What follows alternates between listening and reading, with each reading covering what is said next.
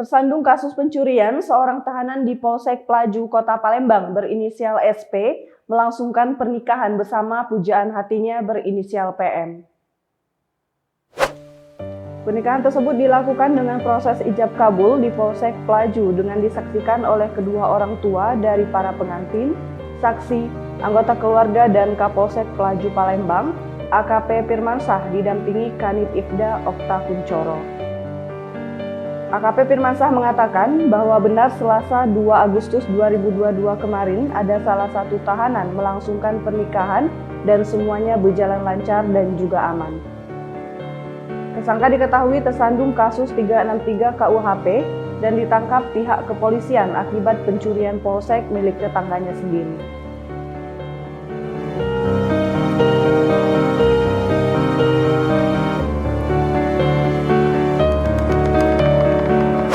Dikatakan Firmansyah bahwa pernikahan tersebut dilakukan di Aula Polsek Pelaju Palembang dengan dihadiri kedua belah mempelai baik dari pihak laki-laki maupun perempuan.